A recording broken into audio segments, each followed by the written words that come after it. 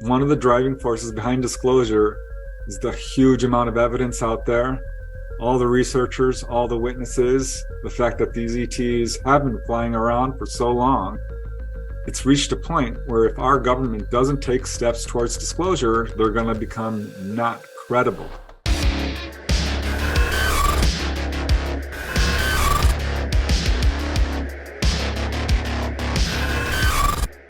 Welcome back. I'm here again with Preston Dennett.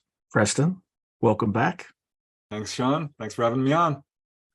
Thanks for coming back. I always appreciate you coming on the show, and you always have tremendous insights. You're like an encyclopedia when it comes to this topic, so I really appreciate it. So I think since last we talked, we actually, to our credit, we did, I think, 2 episodes on this. You went through a bunch of the crash retrievals, and then we also went through the Wilson memo, a few months ago. And now, well, depending on what's true and what's not true and all that good stuff, this is probably really a reality. So, stepping all the way back, for folks who've been kind of living with their heads in the sand, David Grusch, an Air Force veteran, former NRO, NGA employee, made these allegations that our country has had for decades a crash retrieval program, a reverse engineering effort, et cetera, et cetera. Michael Schellenberger has even reported or gone on to report that we may have anywhere from at least 12 craft, 6 of which were almost fully intact, 6 that were not intact in various states of disrepair. Grush has also alluded to the fact that when you have crashes, sometimes you have pilots and sometimes you find bodies. So all that aside, so folks have that background, what do you think of Grush's claims thus far? Well, certainly nothing new. He's one in a long, long line of whistleblowers from various military sources. So, and a lot of what he's saying, has absolutely been said before, over and over again. I find it very interesting that he's getting so much attention. A lot of these other guys aren't getting national press coverage, and he is. So I kind of wonder about that. Well, define national press coverage, though, right? Because the Washington Post wasn't able to, was slow moving it, so they ultimately didn't get the story. The New York Times has absolutely refused to report it. Yeah. But it is bubbling up to some, like it might show up on a Fox News here and there. But I'm almost shocked, not even shocked. I'm not shocked actually at all. I'm not shocked at all, but it almost feels like there is some sort of blackout on this story at least the major newspapers, which had credibility 10 years ago. I think now they just literally write down whatever folks in the Pentagon and CIA tell them to write. But I think the absence of kind of mention by more credible, and by credible, I mean very, very loosely, let's say officially state-sanctioned media at this point, has been remarkably quiet about this. So anyway, go. But you're saying that the fact that he's getting national, but he is getting some national attention with like News Nation and things like that. So what do you think is the internet? Yeah, this is all the Facebook groups, and where people do get a lot of their news these days. It's not so much from TV even, but yeah, this is a hot topic on all the UFO groups out there. There's posts left and right about David Grusch. He's getting a lot of attention compared to the many, many other whistleblowers out there. And why do you think that is? I think it's the current climate, for one reason, in that there has been, congressional hearings recently, and a lot of people taking this seriously. The formation of AARO, the AARO, what's it called? The All Domain Anomaly Reconnaissance office? Resolution office. There you go. Yeah. It's a mouthful. Yeah, recently there was a segment on 60 Minutes. I mean, there's been a lot of steps forward in terms of disclosure. So I think that's one of the reasons. He also does have an pretty much unimpeachable resume. He's clearly who he says he is. So I think that lends him a certain level of credibility. And he's, of course, got a very interesting story that is, following the narrative that's been said for quite some time. I don't know, though. I find it very strange that he's getting so much attention.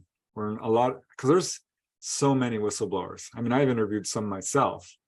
And I think most major researchers have got multiple cases like this. And Stephen Greer has been marching them out for years and years. And he's, beating up against a brick wall, like I think most researchers are, trying to get this information out. So I do find that a little curious.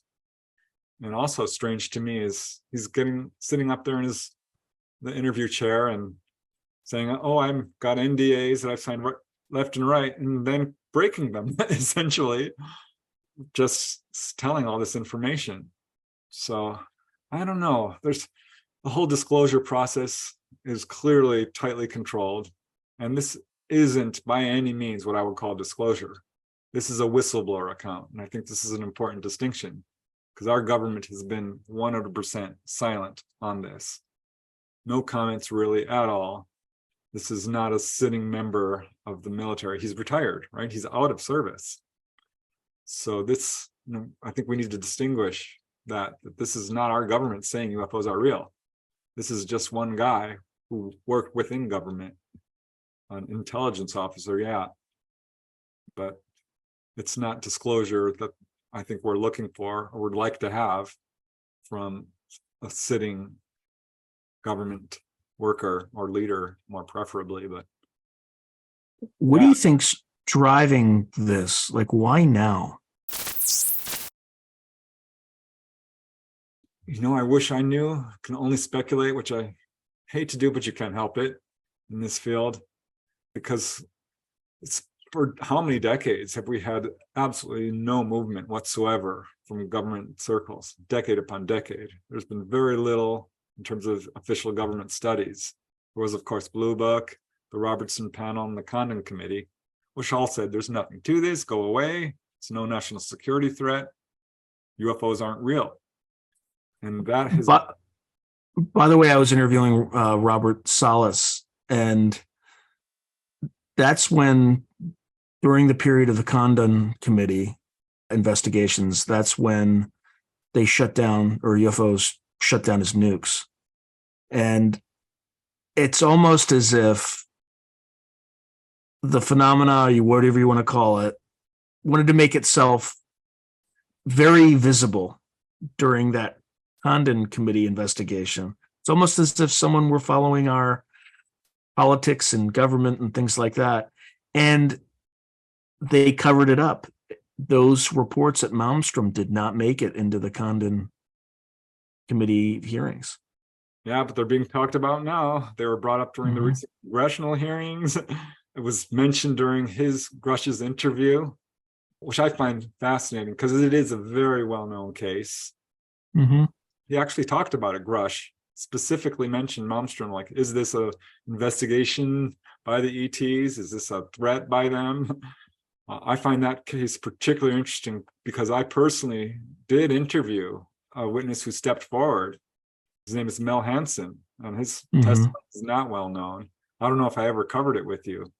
No, you didn't. Let's take a quick detour to talk about that one, and then we'll come back to the main event. Yeah, because I think it's pertinent here, actually, because this incident keeps coming up, and I think there's good reason for it. It's an amazing case with a lot of witnesses, and it's not just Robert Salas. There's many other people who've stepped forward. And this guy contacted me because he said he contacted a couple of other researchers and got the brush off. And I'm like, well, that's strange, because when I realized who he was, which I was able to verify, his story, I mean, he's one of the main witnesses to the Malmstrom incident. He worked on one of the sites as a maintenance officer. He had a whole team. He was the head of the team. Was on there on that night in March of 1967.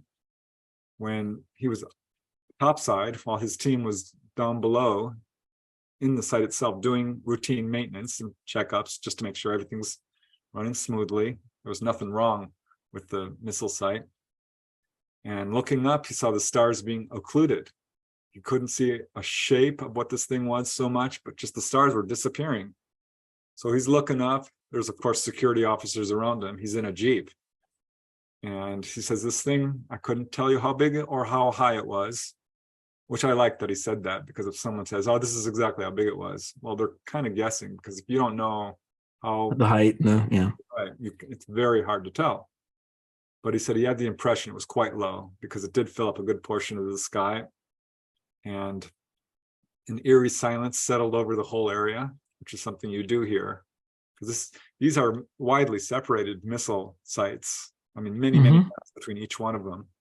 And Yeah, it's a mile from the control or the launch station for each one at least, or a mile or more. So, yeah. Right. Yeah, in fairly rural areas with lots of wildlife around them. So none of the crickets or anything was going off. And again, this is an important point, independent systems. Not one is not hooked up to the other. They're as sort of a fail-safe sort of thing. And they're cabled underground, like 60 feet underground. So you can't just, it's not like they're radio controlled, right? Yeah, another important point concerning what happens next. His testimony was amazing. He said he paid attention to his NDA. He was not allowed to talk about it, which I'll get into in a second. But he decided he would step forward because he heard it being discussed on TV. And I think it was Unsolved Mysteries. He's like, well, if they're talking about it, I guess I can. He's elderly. He's like, I want to do my part for disclosure. And he saw this thing come down, or pretty much just appeared there. He didn't actually see it move in so much as suddenly he looked up and noticed this thing was moving over the site. So he gets out of the Jeep and he's looking at this thing. He's stunned, he's amazed. And suddenly, without warning, the power goes out with the whole site. Now, these sites do have fail-safes, of course. And immediately after the power went out, it went back on with, I believe it was the diesel generator kicked in and the power went back on. But that was only for a moment before that went out. And again, the power went back on because they have batteries. So the battery fail-safe kicked in, but then that went out. So both fail-safes were tripped or went out. So this was clearly a deliberate thing. He certainly felt so. And he radioed into the base central and said, hey, this thing is hovering over the site, the power's out. And they said, stay in your Jeep. Don't do anything, just wait and we will send people out. And it takes them about 40 minutes to get out there. So they, sure enough, showed up with all the security folks, and he was ordered off the site, left all their tools and everything, and went back to the base central where he was debriefed for hours, pretty much all night, and told that he was never to speak about this, not even with his co-workers, with his friends, with his spouse, nobody. Which he says he obeyed except for his best friend, who was one of the guys there, and occasionally they would talk about it briefly. But no, he did not talk about it for years and years and years. And it wasn't until he saw this being advertised on TV that he started reaching out to researchers. Yeah, good witness, and I think another piece of evidence that shows that this was a real event. And there are documents released through the Freedom of Information Act that talk about how this went out. There's no mention, of course, of the UFO. It was effectively covered up for a long time, and probably would have remained that way if not for Robert Salas. But yeah, Well, David Grusch brought this up, which I thought was very interesting, and sort of laid it out as a possible threat. I think, honestly, it was just a warning, because that is something the ETs do seem to be very concerned about from a contactee angle. This is a message a lot of contactees get, is the dangers of our use of nuclear material in any capacity. And Robert Salas, I think, would echo that point, because he made it very clear to me that while the ETs had shut off the logic coupler on these, or I shouldn't say that they did that. That was Boeing's, when Boeing did a bench test, that was their best guess. But these logic couplers were responsible for essentially the inertial guidance systems of these Minutemen I missiles. So, but he did stress to me that they did not damage the missiles at all. Yeah, an important point. Mhm. You know, we know that they've done all sorts of things in terms of, you know, their abilities with technology. They just shut them down. I can only imagine how the top brass must have thought about that, because if they have the ability to do that, I mean, that's a big deal. Yeah, I mean, they could have set them off if they were a real dangerous threat, right? In terms of, I shouldn't say dangerous. They could be dangerous if they wanted to be, but They could have taken as them opposed, apart. yeah, made them disappear. Could have detonated them for all we know if their intentions were nefarious, right? But they did kind of the least possible path of demonstrating that they can shut these things off at any time, but they didn't harm anybody. They didn't put them in a situation where they, like, the crews were irradiated or anything like that. So yeah, but apparently it had to be multiple objects, because this was different from the red object that was hovering over the front gates, which is very much what I think is a display, a purposeful showing. And also important, as I mentioned, it's not just this one site that went down. No, they all went down. Independent systems. That's a big, big deal. Yeah, 10 nuclear missiles. And this was the second or third such incident, because it happened to Oscar flight, which was the one that Salas was part of, but also happened to Echo flight prior to that, I think 8 to 10 days beforehand, because the OSI, by the time that they had come and met with Salas's commander, who was a B-17 pilot, so you know all about that, right? And he was white, and those guys, like, the fact that he survived World War II as a B-17 pilot is a testament to how scared this guy was. But there was also an incident at Minot Air Force Base where they actually have radar returns of a craft. There's a B-52 that flew over it to check it out.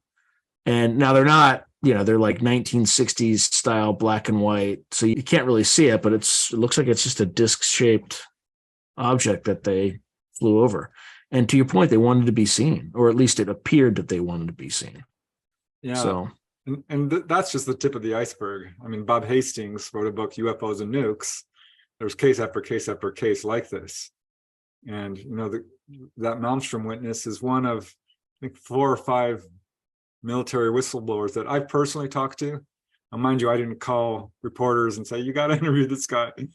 So he didn't really get any attention. But yeah, I've talked to a guy who was on the USS Clamagore, which did have nuclear tipped torpedoes, and he had an amazing event in 1971. I talked to Gary Wagner, who was on USS Long Beach off the coast of Catalina Island. This is nuclear powered, this giant carrier, and they had a major incident. I talked to another guy who was a subcontractor working at Edwards Air Force Base. He's civilian, yes, but he worked at the base itself and saw what he thought was a UFO. He was later told, no, this was reverse engineering. But yeah, I mean, I'm certainly not alone. The whistleblowers are coming out of the woodwork. It's not just 10 or 20, as Grush kind of intimated, like, oh, there's tens of us out there, maybe even hundreds. I mean, it's quite a bit more than that. Even Arrow, the way that it was structured, it was always structured to be a smokescreen, right? Yeah. As you know, they only had Title 10 authority, whereas all these programs and projects, or many of them, are going to be Title 50. Title 50, in terms of secrecy, supersedes Title 10. So someone with Title 10 cannot get information from, so if you go to a special access program as Sean Kirkpatrick and say, do you have any programs and things like that? They'll just say, yeah, go F yourself. We don't have to give you anything. So it's almost as if it was a fait accompli before he even started.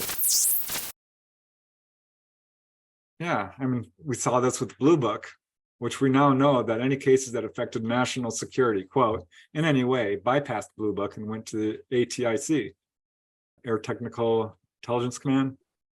So, all the good cases, of course, never even reached Blue Book. And they still had a bundle of them that they never were able to explain. I actually interviewed, why am I not remembering his name? He worked at the Foreign Technology Office or Center at Wright-Patterson Air Force Base. He was also the director of Project Stargate. But while he was working at Wright-Pat, I asked him, were you familiar with any of these? Because I think he sat right next to his building was right next to the Blue Book office. And he said that, no, like he wasn't aware of any of these things. But I come to see, watch an episode of the Richard Dolan show, and he's just like, yeah, he worked on this stuff too. But what is he going to tell me? He's not authorized to, I don't know. Lynn Buchanan will just say, I'm not authorized. He's just like, I can't talk about it. And that's it. But either this guy didn't have any exposure to it or he just lied to me. So. Wouldn't surprise me. It's funny because one of the very first interview, actually the first interview that I actually did that was official that I recorded was with a lieutenant colonel because my father just happened to be, in the movie business and was working on Starman the series. And this guy, yeah, okay. Remember that show? Was taken off after the movie Starman with Jeff Bridges and Karen Allen, I think. But at any rate, they had hired this guy, Duncan Wilmar, Lieutenant Colonel Duncan Wilmar, as a consultant. My dad's like, you got to interview him. You're into UFOs, interview him. I'm like, oh, well, okay. So this was my first interview I ever did. I was, I think, 19 years old. And I recorded it, of course. And I thought, I'm going to get the scoop. This is amazing. I'm talking to a lieutenant colonel. Because he said he worked right next to Project Blue Book, right down the hall, and talked with these guys. And he towed the party line from the beginning of the interview to the end, said there's nothing to it. They're snake oil salesmen. Anyone who thinks they saw a UFO is lying, hallucinating, or misperceiving, which was the Blue Book line. Those three explanations. Every case, pretty much, it had to be one of those. They pushed that. So yeah, I got nothing out of him. I tried. But now it's bothering me that I can't remember his name. I'm going to make sure that I do that because it's not fair to anybody, that particularly the person I interviewed. Yeah, I don't think it's Ray Szymanski you're talking about. No, for sure it's not. If you said his name, I would know. And here it is, Dale Graff. Okay. Yeah. Yeah, he doesn't talk a lot. I was able to arrange an interview because I had kind of worked my way through most of the remote viewers of Project Stargate. And he also does a lot of work on precognitive dreams and things like that. Oh, really? That's awesome. So, but yeah, his first role kind of is, he worked in the Defense Intelligence Agency. And then before that, he did a lot of technical intelligence for the Air Force. So he would actually look at MiGs, Soviet MiGs and things like that, which is why he was at Wright-Pat, because they actually do that as well, right? That's kind of the official reason for their existence. And it is what they do, but... Well, it's interesting. He's also doing precognitive dreams, which seems kind of the opposite side of the spectrum. Well, no, I mean, it's like that. One of his follow-on assignments was Project Stargate, right? So he was in charge of the remote viewers and tasking remote viewers and things like that. So to go from Air Force technical intelligence to remote viewing, I don't think it's just a switch. Again, if it's a core secret, what's he gonna? Don't get me started on NASA with their new group that they formed, and they said, I want to fund NASA. There's a guy who I've interviewed on my show, and I like a lot. I think he's a great guy, and I don't think he has any idea about these programs. But just the smug arrogance. And I'm not saying those people knew, right? Because why would you put people up there who knew these core secrets and compromise them? So, I mean, they very well may have believed that there was nothing, but just the smug, it's just like we need data. We need data. Like, I can convict somebody with 2 hobos and a hooker in this country just on their testimony, right? But like, you need like 7 levels of multispectral data to prove that, in trillions of stars that there's life. Are you nuts? Anyway, sorry, I want to hear your take. Nobody wants to hear my take. They've heard my take 50 no, times. I kind of agree. Like, what? You need more data? Pick up a UFO book. How many decades has this subject been studied in depth? And it just amazes me that someone like me, who really has no scientific, certainly formal training, honestly, I'm a bookkeeper. That's what I did for a living for 35 years. I love science. Don't get me wrong. I did educate myself through college, but I'm really not the guy to be heading up an official UFO investigation when there's so many scientists out there and resources and companies like NASA, organizations that should have tackled this long ago, and I think probably did. For them to say, oh, we need more data is just laughable to me. It's like when Moultrie and Daley during the congressional hearings said, no, we have no reporting on Malmstrom. We were not briefed on that. Oh, really? Are you not the head of defense? I mean, that's not credible. And they lied flat out. I thought they were under oath and are not allowed to do this, but they said, no, we've never shot at these things. Well, anyone who's done even the briefest amount of research into this subject knows we've shot at UFOs many times. Well, I would go back to the testimony and just be very careful, because there's a good chance that they didn't lie, but they use weasel words, right? So if you're listening to their testimony, they might say things like, in the data that we've collected for the Arrow, or the All Domain Resolution Office, we have not seen any credible blah, blah, blah to show that, or they'll say any verified data to show that they fired at our craft. So they'll narrow the scope of the data where there's probably legitimately no examples of that specific thing.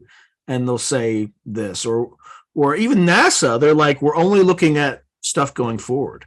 You have 80 years of data. You're complaining that you don't have data, but it's not in the right formats. It's not like we don't have infrared, this and that. It's like, yeah, well, I think that's one of the techniques that, the guys behind the cover up do when they're setting up these offices. Let's bring in somebody who knows nothing about this.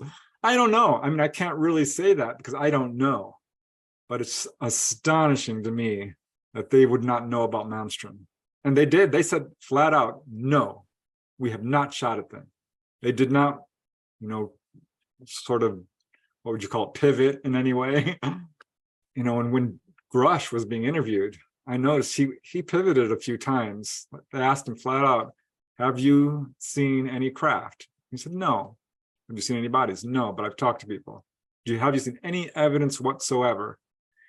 And he said, well, yeah, I saw photographs of some interesting things. mm-hmm. What does that mean? Anything can be interesting. I mean, a sunset can be an interesting photograph. He had this tendency to sort of pivot each time he was asked directly. He wouldn't just say yes or no. And he's turning over all this evidence, he says, to the guys. Well, what is that? I mean, just tell us what you're turning over. And he's saying, oh, this would violate my NDA. I'm like, well, aren't you violating your NDA right now? I don't know. So I mean, you could probably do that better than me. Yeah. So as I understand it, it sounds like he was a member of ATIP or whatever precursor organization existed before Arrow. And people were coming to him who were working on these programs as whistleblowers, and he was collating all this information. So I kind of understand where he's coming from, but I think as he was collating all this information, he probably, again, this is all speculation on my part, he probably saw people at higher levels kind of discount it and kind of ignore it and things like that. And I think he started pushing for, more disclosure and started getting more aggressive. So what ended up happening was he was removed from certain special access programs with no explanation. I mean, we don't know that for sure, but this is what he Yeah, this is his allegation. Yeah, this is allegation. So he used that to file a complaint with the first Inspector General, IC, of the intelligence community, who, by the way, is now defending him, is the one who's kind of taking the case, kind of knows how to work the system. And then that's kind of what he's using to break this thing open. Because if there are non-human intelligences, and they've been that way for 80 years, and the U.S. government has not shared that with the people. I know your belief is that almost universally all ETs are friendly and things like that. My approach is a little bit more not nuanced, but I think just like people, there are civilizations or non-human intelligences that are aligned with humanity, and then I think there are others who are not aligned, and I think the ones that are not aligned can potentially be dangerous, I guess, just based on reports and things like that, like the David Jacobs of the world. And I don't want to discount those. I hope I'm wrong. But the problem with the military kind of bringing this is, well, I might be in the middle. They're the opposite of kind of, I think, what your viewpoint is, right? They consider all threats, right? Right. Well, I try not to put my own beliefs into this. I am stating what the actual first-hand cases are showing. Mm-hmm. So if you want to say that this is a hostile phenomenon, show me the data. Show me. And you have to remember that there is disinformation in this field. Yeah. There is misinformation. There are flat-out liars. We know this. And I see a lot of researchers putting forth their opinion on cases. And Bud Hopkins did this, who I think is actually a really good researcher. And he had witnesses telling him, this was friendly to me, it was benevolent. And he disagreed with the witness and their own interpretation of their experience. So yeah, and I've talked to witnesses who felt like I didn't like this, but I would say 95%, none of them will say, oh, this is downright evil. It does happen. I've had a few, but the vast majority, no.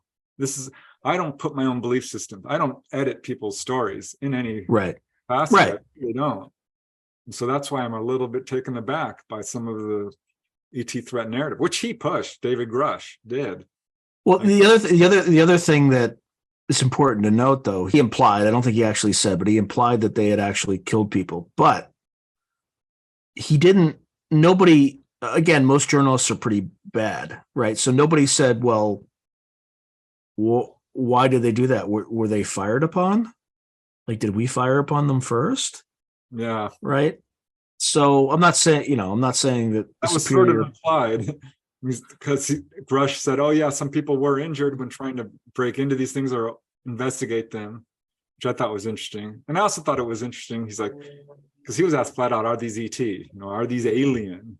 And he started to waffle a little bit and said, let's call them non-human intelligence. I think either they don't know. Or there's multiple. Well, they're from multiple sources. Bodies, if there's humanoid bodies, that is an entity. That's a person. You can call it an extraterrestrial if you saw the darn pictures. I don't know quite why he's kind of waffling. Well, maybe, right? Like, if that implies that they come from another star system, right? They could also be here on Earth. People speak on that? They're coming from what did he say? Physics show that there could be a co-physical. I mean, he was speaking complete scientific gobbledygook. No, I've heard this before. So it's let me explain an example. And again, I'm just trying to have an open mind. I think it's ETs are perfectly likely. I think there's kind of multiple. Best fits the evidence. I mean, calling it something interdimensional is a little bit ridiculous because we are interdimensional. I mean, we've talked about out-of-body experiences before. What is interdimensional? If these are physical craft, he's saying we have crashed the actual craft, the bodies. And they live in another physical dimension other than the third dimension. The third dimension is the third dimension. Or what is he talking about? A fourth dimension that's physical? Physics does not support that. He was saying quantum physics. Or it could just be, imagine, or again, this is all speculation. Imagine our reality vibrates at a certain frequency, right? So all of us, like from the lowest quark all the way up to DNA and all that stuff, vibrates at certain resonant frequencies. So like DNA, I think its resonant frequency is like in the megahertz frequency spectrum. But imagine if, like, when you're looking at a fan, right? When it starts to spin at an insane speed, you don't see it anymore. You just see kind of right through it. So what I think he's saying is that reality might be like you're on a radio station, right? And you just tune different frequencies and everything is co-located at the same place all at once. And then you just tune those frequencies and move somewhere else. And you're essentially in a different reality. Well, that's complete speculation. He has no Of evidence. course. So, Well, he might. Well, I mean, he hasn't portrayed it, but he might. Who knows? Right? I don't know. But anyway, in terms of, we could speculate all day long on, because even the Bledsoe experience, right? Like Bledsoe doesn't think they're ETs. He describes them as angelic light beings, something like that, and they very well could be. But that's a part of the phenomena that the military community, or at least the intelligence community, is very aware of, because they locked him down as soon as he started talking about that stuff and putting out prophecies and that started coming true. They locked him down for 10 years. So that might be part of some of the things that Grush, but I think there's a spectrum of phenomena that some of it is off-world, some of it's just more evolved beings that are involved. I don't know. But it's clear a lot of stuff gets put under the UFO umbrella that might not belong there. But on the other hand, there's the Ray Hernandez thing, though, right? Like, says it's all part of the same thing, right? I could not disagree more. Oh, really? Truly, because I think there's a tendency to say all this. That's a very anthropocentric theory. It puts us at the center of the darn universe, saying this is all about us. Everything that's manifesting here is, it's the Jacques Vallée, John Keel, Lauren Coleman, or Jerome Clark theory that this is an intelligence that's putting on different guises. And then you start putting everything there, like ghosts. This is like demonic theory. Any ghost you see is not your Aunt Linda or whatever. That is another facet of a demonic force that is influencing us. And we know from history that anthropocentric theories almost always fall by the wayside. It's absolutely. I think that's kind of where the intelligence community. That's why you're hearing Grush talk like he's talking, because I think that's the resistance to the extraterrestrial hypothesis, and I hate calling that, is absurd. Because look at us. We are physical beings on a planet. We know this. Mm-hmm. And it's inescapable that there would be others out there. The universe is far too vast. And we're seeing craft that appear on radar that are leaving landing traces where the ground is heated to 3,000 degrees. Look at the Trans-en-Provence case, the landing. Look at the Lani Zamora case, the Delphos, Kansas case. We have really good evidence that these are craft. This is what's so interesting to me about testimonies like David Grush's, is we do have these craft. I think that there's enough whistleblower cases to say that we have the craft, we have the bodies. But that evidence is not in the public arena. This is the best, most conclusive, all bets are off evidence. We know what this is. This is ET, but it's purely anecdotal when it comes to the crash retrievals. We don't have the darn craft available to the public arena. So this is what's so frustrating to me about this. They know what it is. They absolutely know what it is. And I agree with David Grusch when he said this has been covered up for 90 years. Yeah, I think that's about right. Some of the stuff that I don't agree with, but I agree with that. So why do you think, I know I asked this earlier, but I'll ask it again.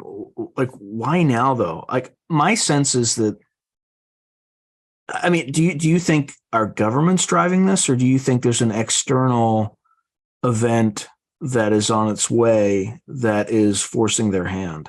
Because this feels rushed. It feels like they're trying to get ahead of something and they're being reactive. But that doesn't necessarily mean that's the case. What's your view on that? I agree. I think that just one of the driving forces behind disclosure is the huge amount of evidence out there, all the researchers, all the witnesses, the fact that these ETs have been flying around for so long. It's reached a point where if our government doesn't take steps towards disclosure, they're going to become not credible, irrelevant to this subject. Well, they're already not credible. I think, I mean, this is a whole other. Let's take recent events, right? The petrodollar is starting to slowly go away, right? So the U.S. dominance and power in the world is, in the last 2 years, has diminished more than I've seen it degrade in the last 50, right? The petrodollar is in peril because we went overboard with sanctions against Russia, like doing things that scared other countries, that like if they did business in dollar denominated currencies, the US can really be insidious about what they can do. And I'm not defending Russia at all. What they did was completely immoral and wrong, but we went a little overboard. We destroyed one of their pipelines, which is a direct act of war. Now, when Seymour Hersh reported that, everybody poo-pooed it. That's how you know it's true, which is, a deliberate act of war that put us in peril of nuclear retaliation. We have heads of state committing crimes in terms of mishandling classified information, stretching all the way back to Hillary Clinton, Mike Pence, Joe Biden.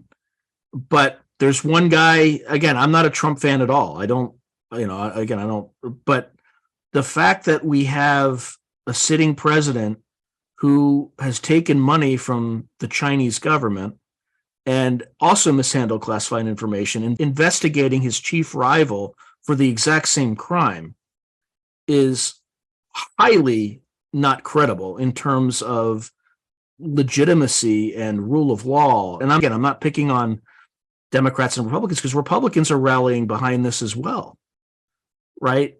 And again, take what you will, like remove your feelings about Trump. If Bernie Sanders were in the same situation, the same thing would be happening to him, because he's an outsider. He's someone who is outside of this military industrial complex.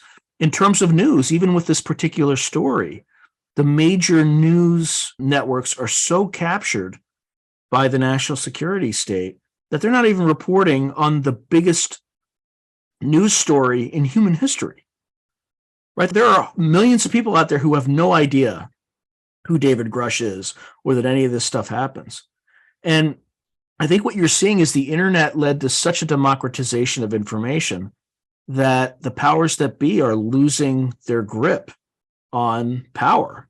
And they're doing all sorts of crazy things to try to get it back through censorship, through disinformation and things like that. And I think it's really coming to a head. And I think, frankly, this is the only opportunity they have to regain any shred of legitimacy that they once held on to. And they're blowing it. They're blowing it badly. And I think in terms of people who follow this topic, and again, I don't really know how to do this. Maybe the CE5 thing is really all we have. Is I would just urge people, Americans, to directly engage with the phenomena. There's no point in going through these clowns, because they're not going to share anything. They're going to lie, and they're not trustworthy. And this is the biggest lie of all time. Yeah, I can't prove this, but I suspect that David Grusch was sanctioned. I think he's probably part of this whole process.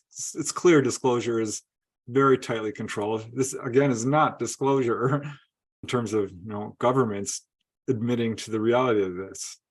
While we do have Congress saying, oh, the UAPs might be extraterrestrial, that's not disclosure.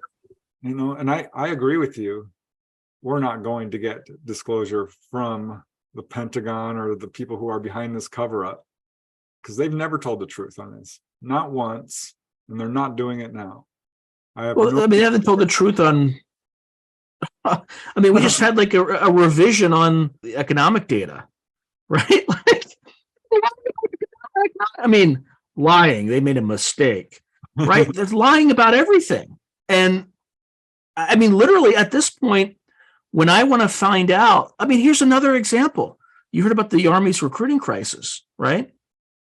They're still actively considering scrapping an entire division. You won't hear that in the news. Like I have to call people and find out what the hell's going on, because I can't read an American newspaper and expect to read the truth. I'm not trying not to be political here, but like when Ross Cotart was talking about, when he was asking an interview about why should we believe this when, the intelligence community is not offering us any proof? And then he kind of came back with the weapons of mass destruction in Iraq, which is a meta moment, right? Because that's a lie. Like for 20 years, we found chemical weapons in Iraq. It was reported in October 2014. But that lie has been perpetuated by the media for so long. And it's not even a lie because they actually believe it. But the New York Times reported in October 2014 that we found 2,400 sarin rockets in Iraq. But I think the reason the intelligence community allowed that lie to continue is because they likely didn't find it all. So they didn't want to advertise that there was still some left in the country. But the fact that Ross Coulthart used that as an example of the government lying is like a meta moment, right? He bought into the disinformation. It's hook, line, and sinker. And it's like people will sneer at you, but it's not true. But people believe a 20-year lie. And you had at the time one of the most reputable papers in the country reporting this information, and people just missed it. They still don't believe it, right? Imagine how hard it is to erase an 80-year lie. Anyway, I don't mean to. Well, that's part of the problem here. The UFO cover-up has gone on for so long. It's been the policy. They've painted themselves into a corner, admitting to the truth. There's just no way. Well, Preston, they've killed people. They have murdered people. Yeah, right. Not pushing part. Oh no, the ETs are murdering people. When I heard that, I'm like, okay, show me the evidence of that, because that is just outrageous claims. That was truly happening. I don't even want to go there. The press, I think something is on the way, and I think they are scrambling to try to prepare humanity, but this is like most. This is just pure. I don't trust it. I'm sorry, I don't trust it. And seeing David Grusch sitting there, who's very well rehearsed, I noticed that, and that might not mean anything, but I do wonder if he was coached, if he was set up there. They're like, okay, you're officially sanctioned. You're going to play this role as all the other people who are, because a lot of whistleblowers I feel are absolutely genuine. They're very emotional. They feel like they've gone to this at great risk. He did say, Grush, that he had reprisals and stuff, but he seemed very kind of a little bit arrogant, a little blasé, a little, I just don't know. I don't want to read into somebody just based on pure intuition. You know what I mean? Because I'm a kind of like, let's just stick with the facts of what we know. But I'm curious to see how this all rolls out.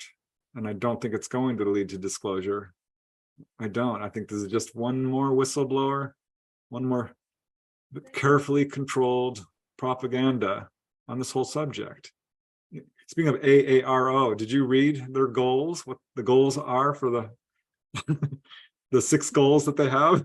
No, tell me. It made me kind of cringe when I saw this. The first 3, I get it, which are basically analysis of the phenomenon, mapping it, determining capabilities, these sort of things. But I think the 4th, 5th, and 6th were definitely cringeworthy.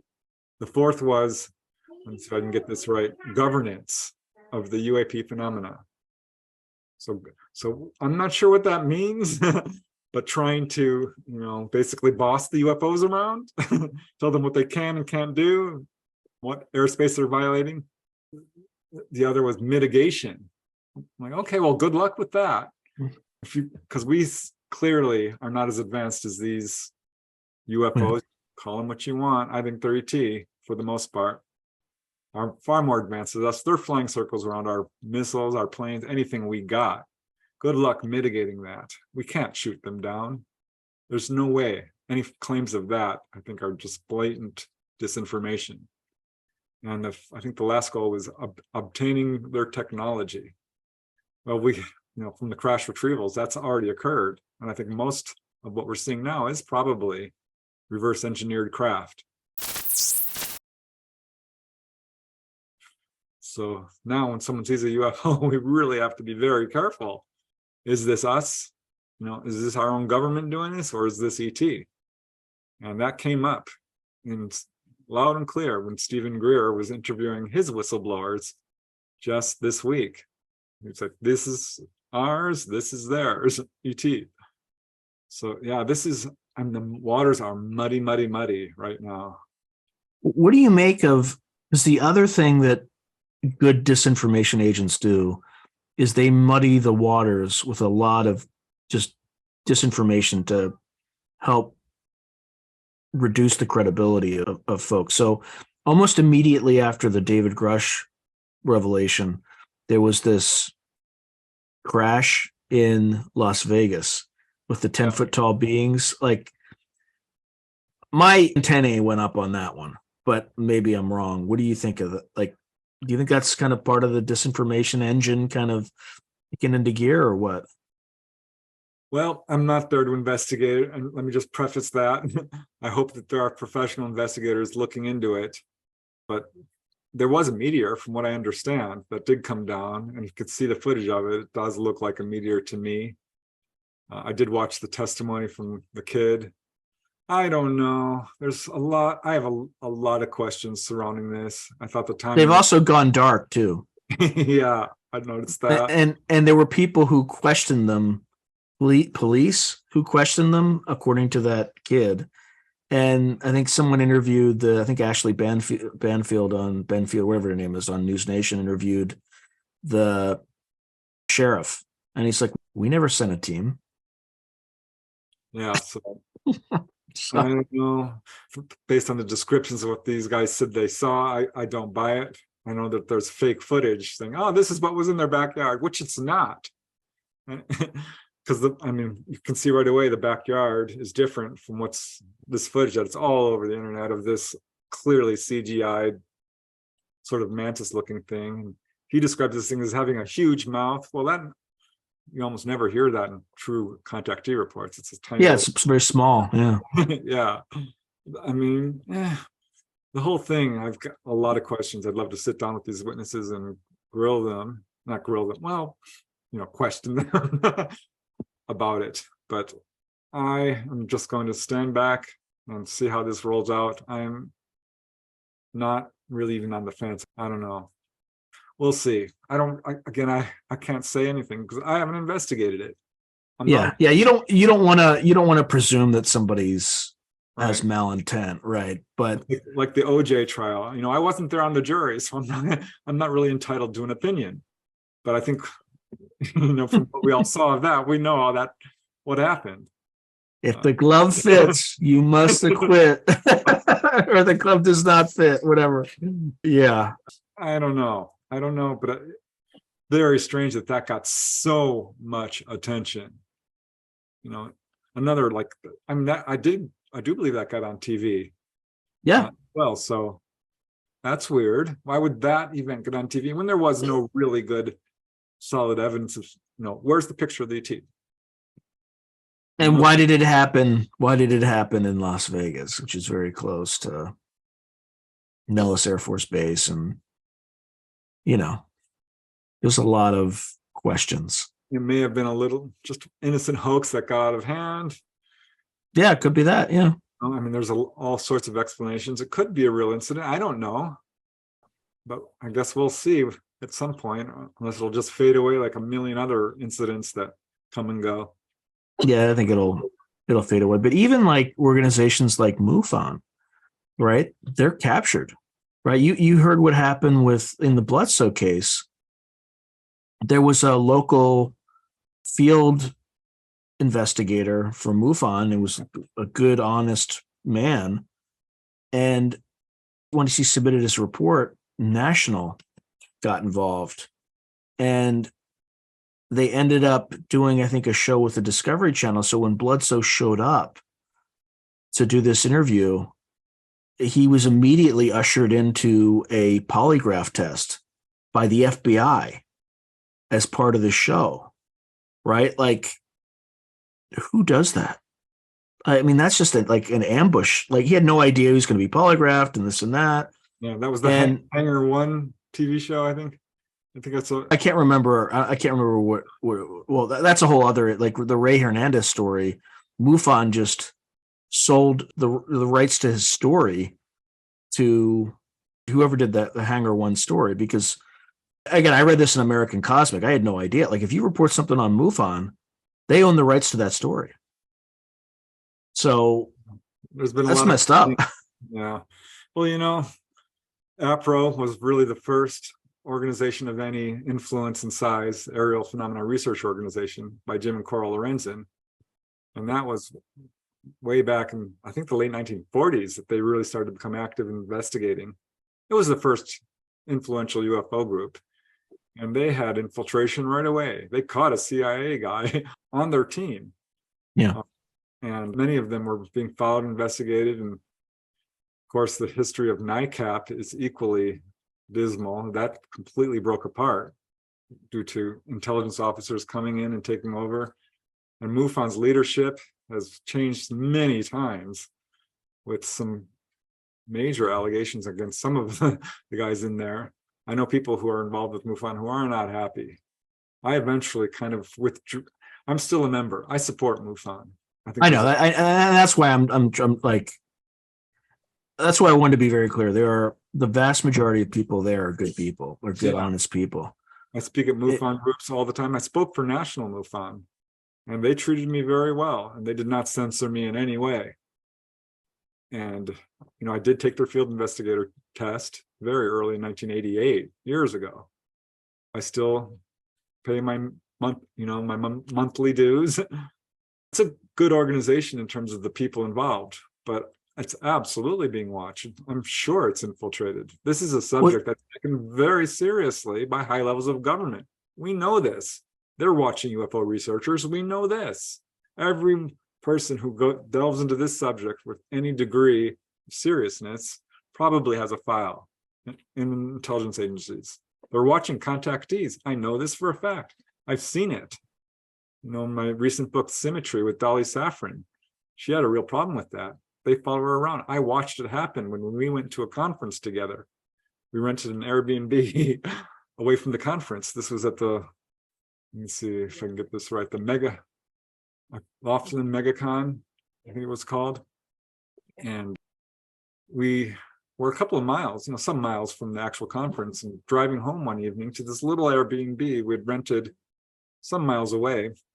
And there were several side streets that you had to go down. And I'm like, Dolly, somebody's following us, I'm pretty sure. Because after going through 4 or 5 streets off the main highway, well, a person was following us.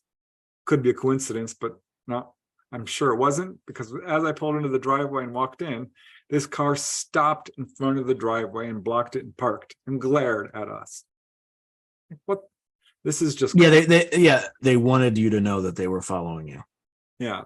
And she'd already sent me loads of evidence. Her case has loads of evidence, photographic, medical. Can you describe the car? Like what the car and the people in the car? Couldn't really see the figure that well. I believe it was dusk at that point. And there were 2. There's always 2, right? I couldn't tell you. I think it was just one, honestly. The windows were tinted. It was just a sedan. A white sedan, if I remember correctly. I'll have to ask Dolly about that, but it wasn't your, white van or anything. But yeah, my point is, contactees are followed. They're observed. They're under surveillance. I talked to another lady. She had her hypnosis tapes stolen. Someone broke into her house and didn't steal her stereo or her camera equipment or anything. They took her hypnosis tapes. Another guy in upstate New York. I told him, write down your experiences in a file. This is the first step. If you're having experiences, write them down, because you can forget this stuff, and keeping it, memory is tricky, and you forget details pretty quickly. This has been proven. So he wrote it all down and put it on his mantle. Someone broke into his house and stole that. He called the police, and they're like, well, it's just an envelope. It's not really valuable. It's like, well, yeah, it is. This is just another example. And there's case after case of this, of people who've taken pictures of UFOs, and boom, someone breaks in and steals all the footage. So, and yeah, UFO researchers have looked into Jim and Coral Lorenzen found out they had an in into the intelligence agencies, found out they had sizable files on both of them. And I had some evidence of that. I was called and threatened once as a very young investigator in the early 1990s. Someone called and had me identify myself as, the UFO researcher, and threatened me. Said, but what you're doing is dangerous. You're barking up the wrong tree. You should not be doing this. You don't know what you're getting into.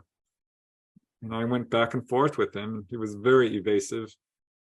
Yeah, it's like, well, what am I getting into? Tell me. What am I getting into? That's exactly what I said. Nothing. Not what you think it is. I'm like, well, what is it? Yeah. It's dangerous. And I'm like, okay. How so? How so? Yeah, exactly.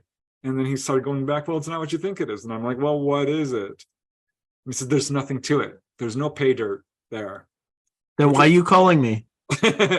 Exactly. That was my thought. Right. At that point, I was just getting exasperated. Eventually hung up, feeling a little bit flattered. Like, okay, well, at least they're noticing me. Because you don't want to be on there. You don't want to be on that radar. No, I don't. But this was during the Topanga Canyon UFO wave, and I had called the police and gave them my number. So I was getting calls from the police station or from people who were referred by them to me. I was putting up flyers. I was cold calling people. I was going door to door. I was going to find out what was going on there, because it was a huge wave of sightings with every aspect of the phenomena happening, from landings and people being taken on board and cars being chased down the highway. And there was one lady who was being taken by the ETs, and I found this secondhand. This is hearsay, but her friend told me, because I wanted to interview her, and she said, no, I don't want to be interviewed, because she had government people show up and demanded that she allow them to interview her. And she said, no. And they said, well, you have to. No, you don't. That's what they told her. She was under. Yeah, I would. Well, I don't want to say that. The first thing you always ask for is ID. Who do you represent? And if they don't tell you, then you just say, have a nice day, and close the door in their face.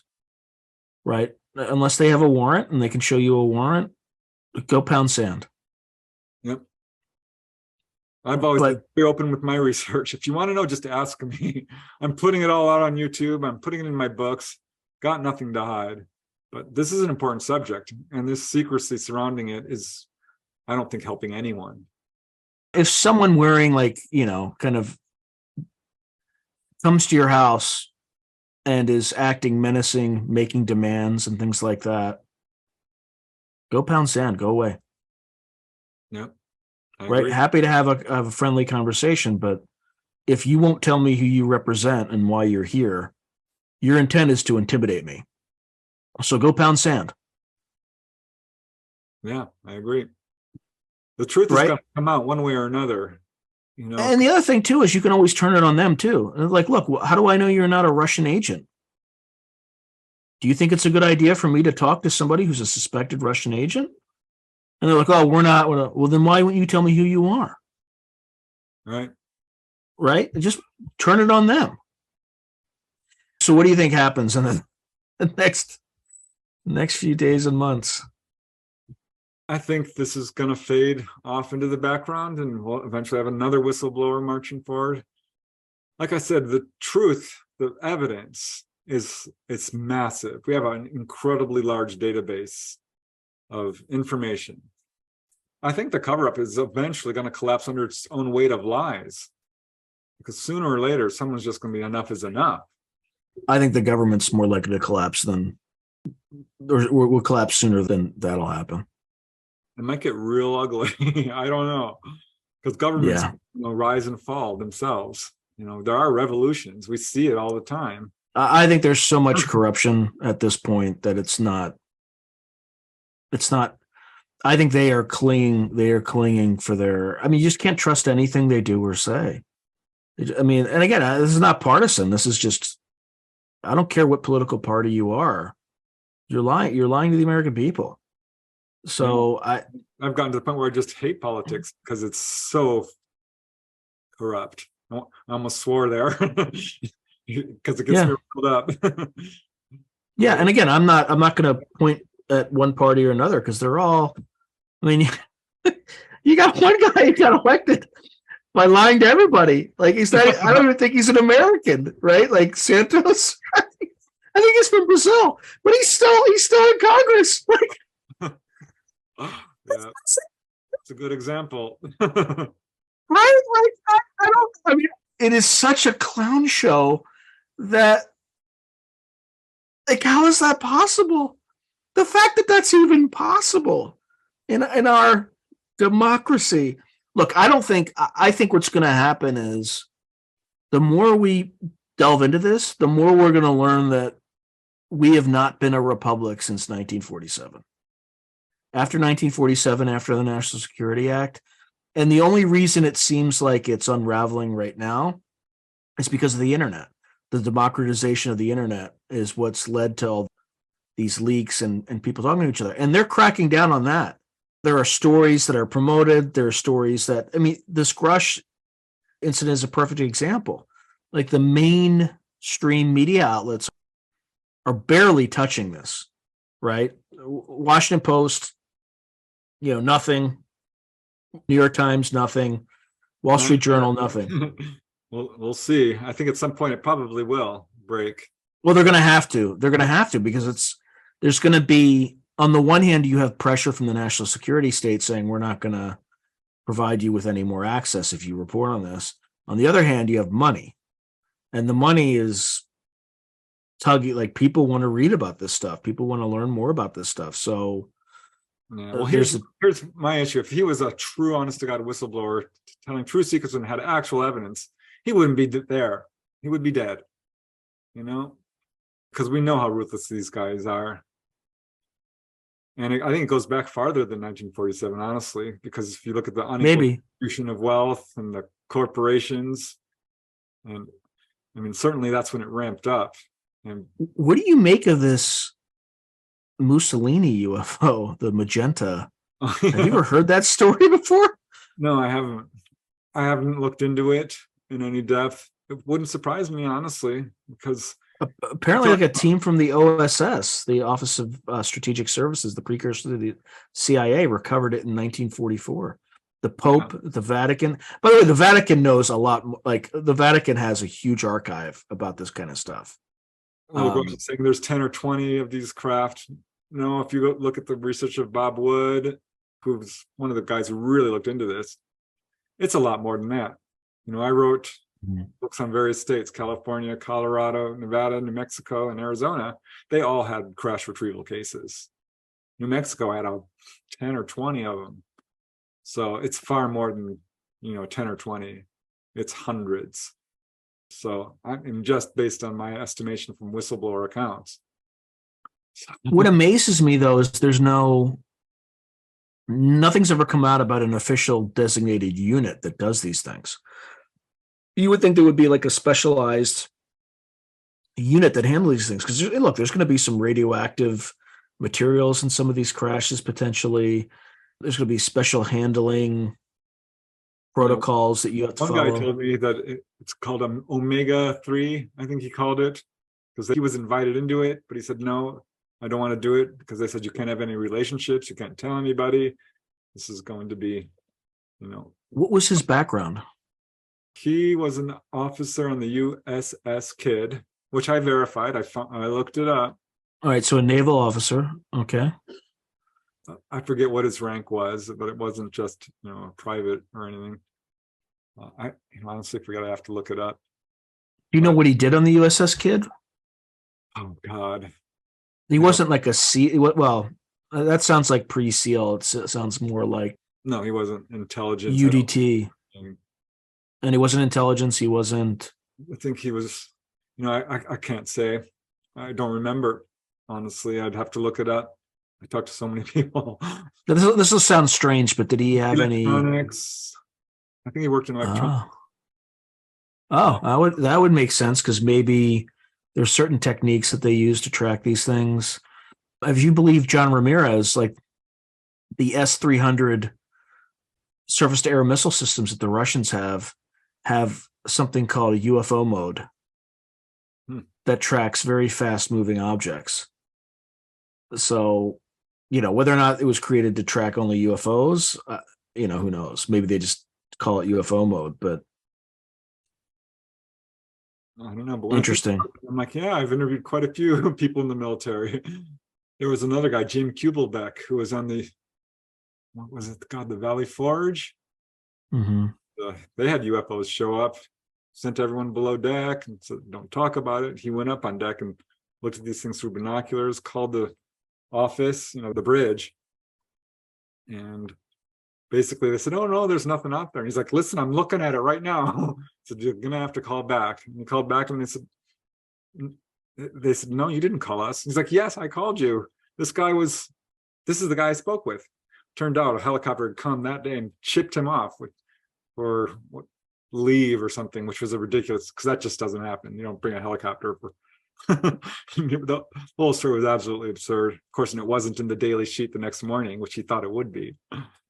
Yeah, Jim Kubelbeck, he thanks being taken on board on that night, because he was up there with 10 other officers, and the next day none of them except one even remembered seeing UFOs at all.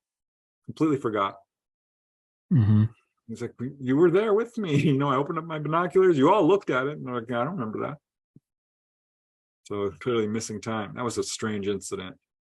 Yeah. Where did that happen, and when did that happen? I believe that was in the Mediterranean, and that would be, God, don't quote me, I think it was early 70s, 72, 74. I looked it up to see if his testimony was right, and it was. The ship was there at the time he said it was. Verified his employment. You always want to do that to the extent that you can to vet a witness. Yeah, I spoke to him just a couple of years ago because he's trying to find the other witnesses that were there. And what do you make of this story in Indonesia, where the Marine saw a group of special ops type people loading a craft with either drugs or bodies? I'm not sure I know of it. Was this recent? It was one of the Greer testimonies. Oh, yeah. I don't know. That seems really. I don't know what to make of. Some people with Grush's testimony, some of them were very compelling. They're clearly emotional. I suspect that, yeah, they've had these experiences, but I am just so jaded, I guess. I'm suspect because I don't know who these people are. I haven't interviewed them personally. It's like when people put this footage on the internet, like, look, I saw this. And it's a clip, a UFO. You don't get the beginning, you don't get the end. There's no testimony behind it. I'm not going to make any statements on someone whose testimony I haven't had the opportunity to review in depth. But yeah, I thought some of those guys were clearly sincere, very emotional, quite upset. So I found it really compelling, several of those guys. Yeah, it's hard for me to, because again, one of them they had a sighting at Fort Irwin, and he said his colleagues acted as if it was totally normal. Like, oh, they're one of ours and things like that. And I lived on that post for 5 years. I was in the desert all the time. And, granted, I wasn't looking for it, but I never saw anything. And there was never this kind of blasé attitude about, oh yeah, if you see a strange craft in the air, it's just one of ours, don't worry about it. Like, there was none of that at all. So I don't know.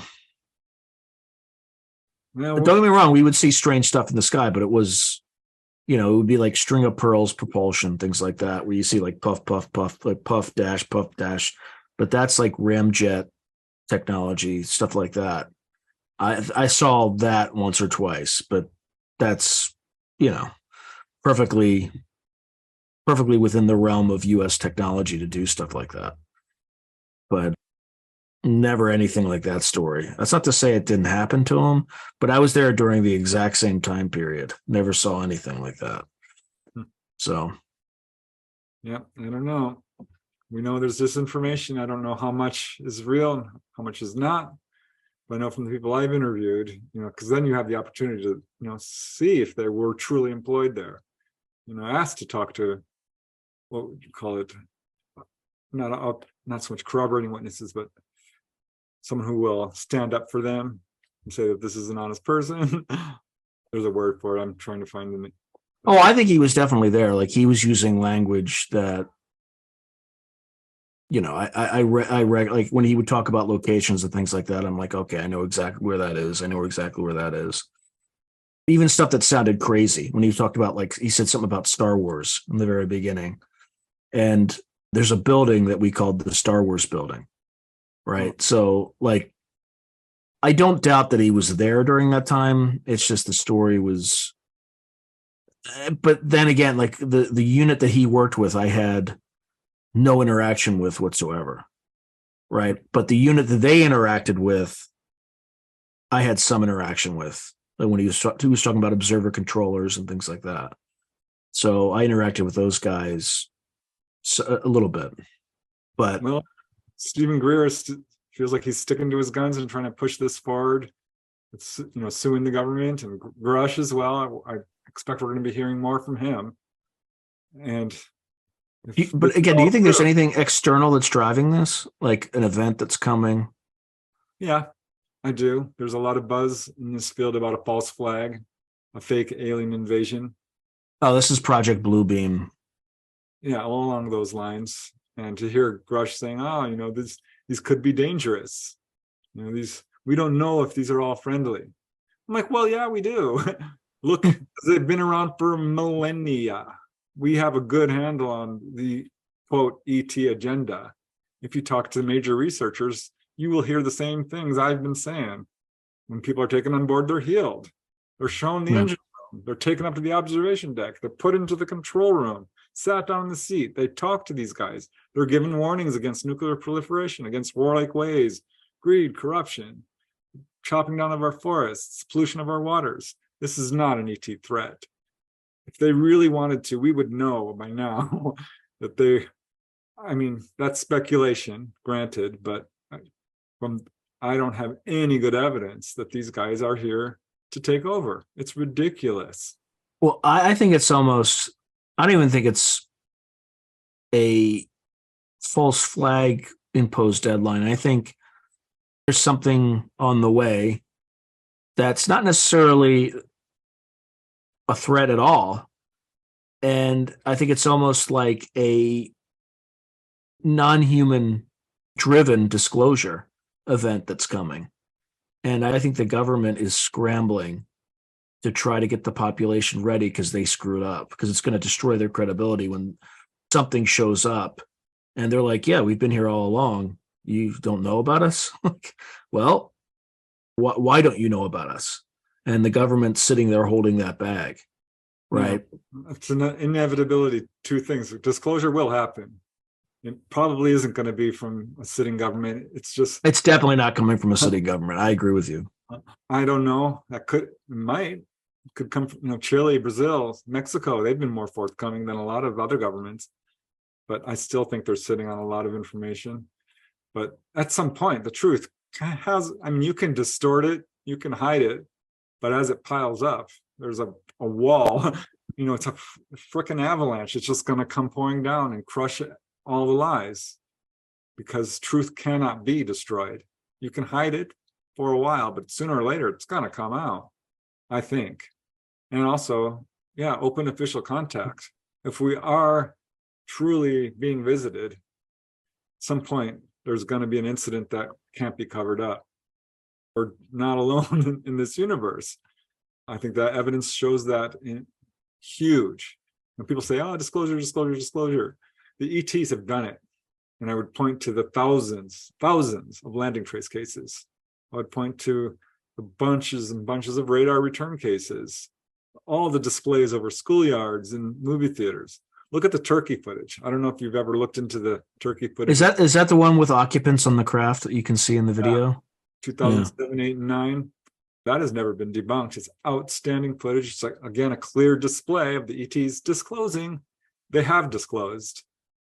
People are saying, oh, why don't they land? There was a case I just looked into, Donald Shallcross, who had a UFO land next to him. This was in North Carolina years ago. And he asked them flat out, why don't you just show yourselves to everyone? And their answer from the ETs was, we have. And that's true. How, I think it's about 10 to 20% of people in the US claim to have had a UFO encounter of some kind, sighting or more. And it's well over 50% now, according to Gallup polls and other polls, believe that we are being visited. Even more believe our government is hiding UFO information.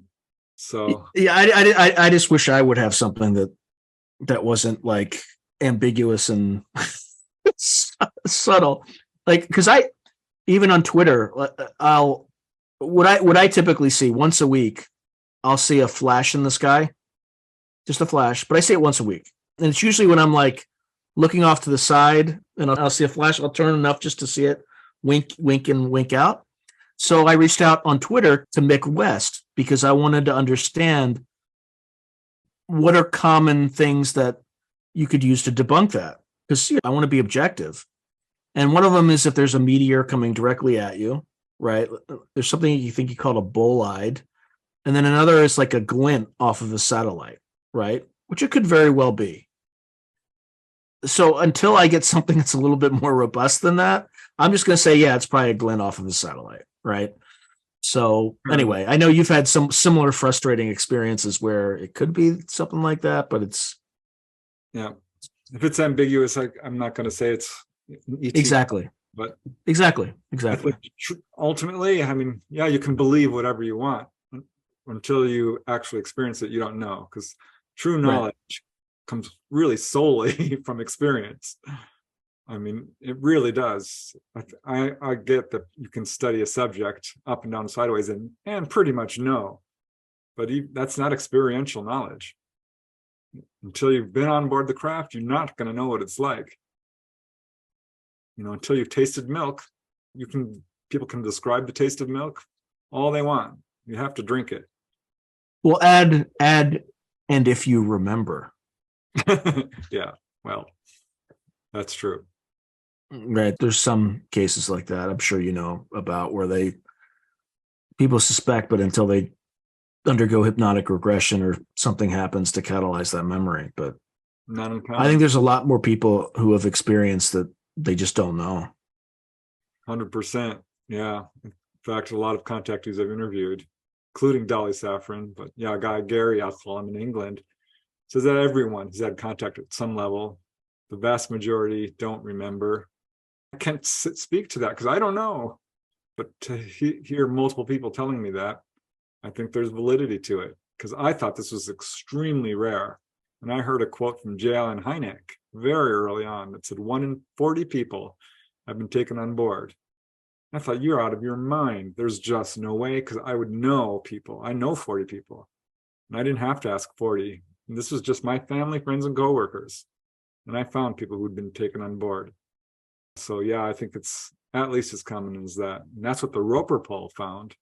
1991, I believe it was, where they did a huge survey asking people all these questions, with the secret questions hidden in there to determine, if they've had contact, which is, marks on your body or unexplained healings or orbs or missing time and UFO sightings and so forth. And they found 1 in 50. So it's clearly far more common. And we know, as a researcher, I always ask, did you report your sighting? Because people say, oh, it wasn't in the newspapers the next day, and I thought it would be front page news. And I said, well, did you report it? And they said, well, no. I'm like, did you report it to MUFON? And they'll say, like, what's MUFON? Yeah.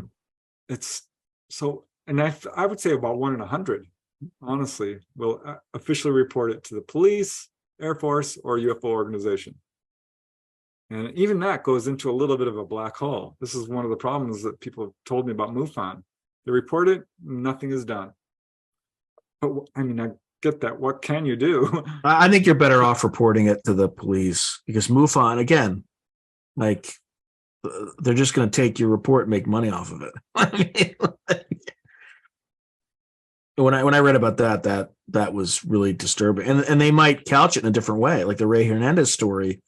It was a very positive encounter for him, and it was couched as a menacing, like, alien invasion of his household and things like that in Hangar One. That happened Right? to me not too long ago on a very popular TV show that was featuring USOs. And I spoke about an encounter which was very friendly for the witness. He says it wasn't fearful at all. And they said, he's scared every day that it's going to happen again. And they're terrorizing him. Like, I never said that. So this is Hollywood. an example of the ET threat narrative that's being put forth. Yeah, fear sells, but I think it's more than that. I'm concerned about it because it's, there's no good, well, I don't want to repeat myself. We'll see. All right. Well, all right, Preston, I know I kind of asked you about a billion questions, so it's always amazing to talk to you, and we are living in interesting times for sure. So thank you very much. Yeah. Hey, my pleasure. It's a very interesting time to be in this field for sure. It's definitely moving a lot more quickly than it was when I first got in this field. So it's pretty interesting. Let's just hope it keeps moving. So thank you again. My pleasure. Thank you. If you enjoyed this video, please click on like, subscribe, and the notification button so that you're alerted anytime I post something new.